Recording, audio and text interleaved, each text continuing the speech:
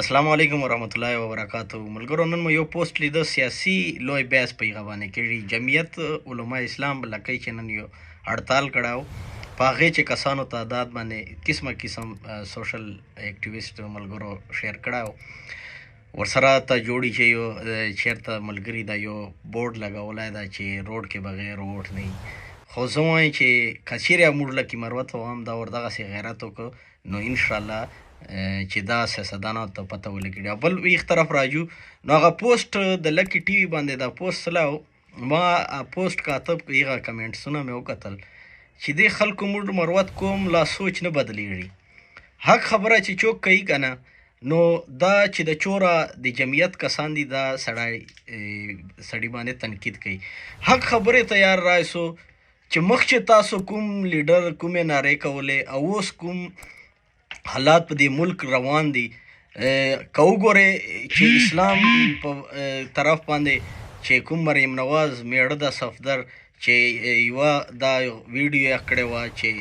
زنا یې چې کومه ده حلاله کړې وه چې زنا لپاره نکاح ضروري نه ده. دا یار په دې باندې چې موږ تاسو علیم دا پته نه کوي په مهنګایي په طرف چې مخکې احتجاجونه کول اوس یې نه کوي نو کم از کم لږ خپل سوچ وکړو خپل لکي مروت حالات وګورو که نه څوک حق خبره کوي صفا خبره تاسو ته کوي نو تاسو تنقید پکو چیرې خپل ځانونه بدل کو چې مولانا فضل الرحمن دا یو علیم خو نه ده که نه د لکي مروت چې نور علیمان دي غټ غټ علما دي ظالمانو ولې دغسې کوو. هر سړی د علما قدر کوي ولې زه کوم بلې کوي هر سړی علما قدر کوي. دې مطلب دا نه د سیاست طرف ته به فضل الرحمن نه سره راولو علما به سیاست طرف ته نه راولو کم از کم لږ شعور جان چې راولو کوم حالات تاسې د لکي مروت چې جوړ ده اوس مو په لکي مروت چې لکي مروت نه دغه تاسو یې مینې ده څه شی ته راوړل کومه توریا ته وواله تر اوسه پورې څه شی ته وکړل. ډی خان چې څه شی کړي وو چې کله علي من ګنډپور راغی نو ډی خان حالات یې بدل کړه. د ټانک چې څه شی کړي دي دغسې پاسمانده موږ لکي ټانک ډی خان دا ټولې پاسمانده ګرځولي دي تاسو ته اوس سمج نه راځي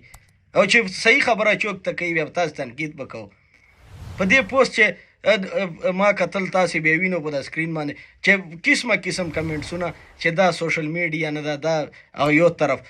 یو طرف دی مطلب څه شی دی چې زه ما سوشل میډیا زه وایم غلط کوي فضل الرحمن بل سوشل میډیا حق خبره تاسو ته څوک کوي بیا به تاسې بده شي تاسو به ځانونه نه بدلو ولې تاسې خو نکاح کړی دی فضل الرحمن سره خپل جان په علاقې باندې نه یو ګوډه خپل په مستقبل باندې خپل بال بچ باندې چې کومه راسي موږ دی فضل الرحمن سات ورکړ لکي مروت ورکړ ټانک ورکړ ډی خان ورکړ اخیر موږ ډی خان والو ته دوره عقل ورغی لږ شعور و چې هغه جانونه بدل کړه نو کم از کم موږ تاسو ته پکار ده اجتماعي سوچ پکار ده دا نه ده چې اوس موږ دی واړو مردو ته ووټونه ورکو سره چټ یې نه ګورو ووټ ته ورکو. دا ور لکي مروت عوام ته پکار ده چې دا ټول سیاستدانان دي وپېژني چې موږ لکي مروت که نور مسایل دي که امن ګاوالې سره ده که هر څه شي سره ده چې تباه برباده ده دا موږ غلي دي دا موږ علاقې دښمن دي اصل نه